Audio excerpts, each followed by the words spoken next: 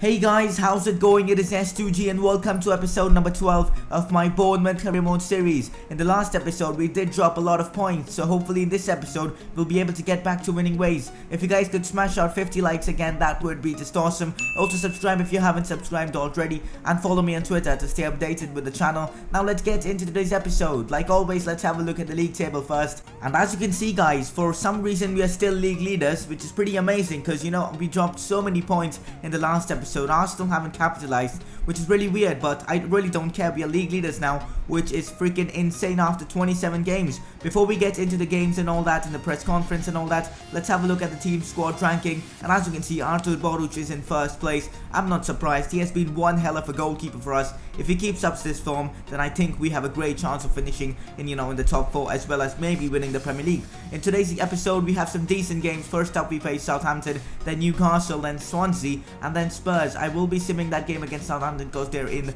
the last position of the Premier League. But anyways, let's get into the press conference. First question, what do you think about Ryan Giggs's recent form? He has been spectacular for me. I mean, he scored quite a few goals. He's got a lot of assists. There you can see 3 goals and 6 assists, which is really awesome. He's only 20 years old. He's already 76 rated. It's freaking insane. His stats are just amazing. He's only going to get better, guys, and I can't wait to use him next season when he's much more better. Also, guys, now time for the next question. You have dropped points. Do you think that will affect your title race and Champions League positions?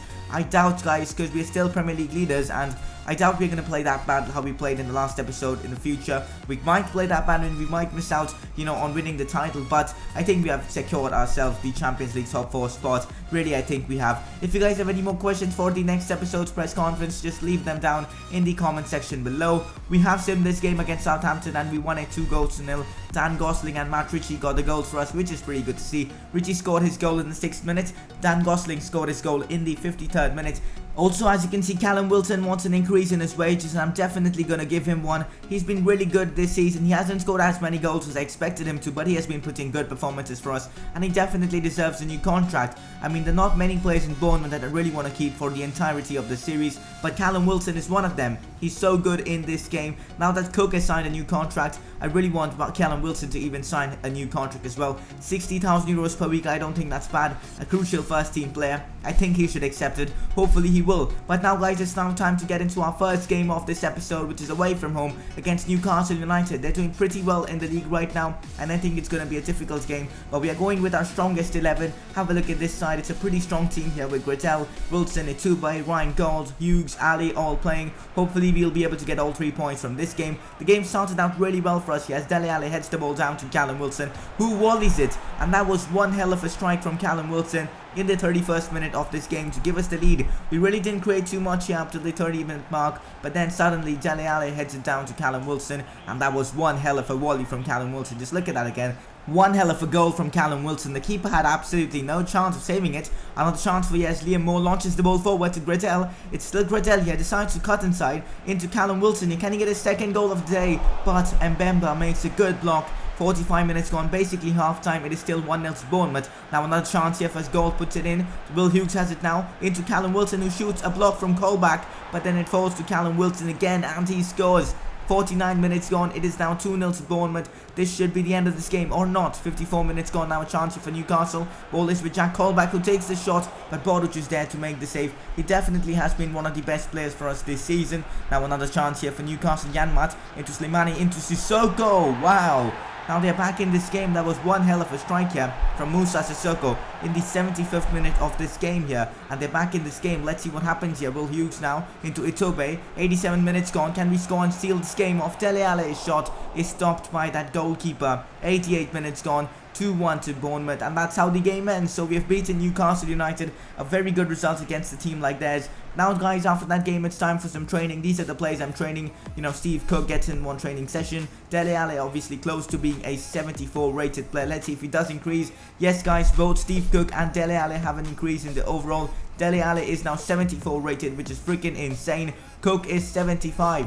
Will Hughes is very close to being 75 as well, and Ryan Gold is already 76, which is awesome. And as you can see, Callum Wilson does sign that new contract, which is awesome. He doesn't crib like the other players, which is really good to see. And as you can see, we do have a 1-point lead now over Arsenal. They also managed to win their game. Now it's time to face Swansea City. Hopefully we'll be able to keep our form going and beat Swansea. This is the team I'm going with. Another strong lineup, guys. Obviously we didn't have to play any midweek games, so we have a very strong lineup to play with. And as you can see, I have made a few changes though, bringing in players like Smith instead of John Flanagan. Hopefully that won't cost us.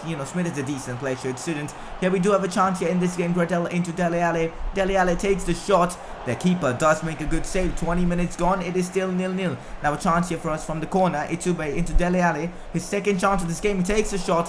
What a save from that keeper. Swansea's keeper has been on fire in this game. Another chance here for us. Will Hughes with the ball now. It's still Hughes into Dele Alli. Takes a touch away from Britain. Smashes the ball into the back of the net. What a long shot from Dele Alli to make it 1-0 after 30 minutes. That was a great goal from him and a wonderful strike. I mean, Dele Alli, this is the second goal of the league campaign. What a goal again. Will Hughes gets the assist for that one, but it was all Dele Alli. Just look at that. He went away from Britain straight into the top right corner. The keeper had absolutely no chance. 15 minutes gone now. Another chance here for us. Ryan Gold beats Jack Cook and puts in a wonderful ball into Callum Wilson. Wilson takes the shot, but Swansea's keeper has been on fire even though he's conceded a goal. Another chance here for us. It's Gradel with the ball. Oh, with the Burbis spin. He goes past that player, puts it into Ryan Gold. Oh, that's a brilliant strike from Ryan Gold. We have scored some absolute beauties in this episode.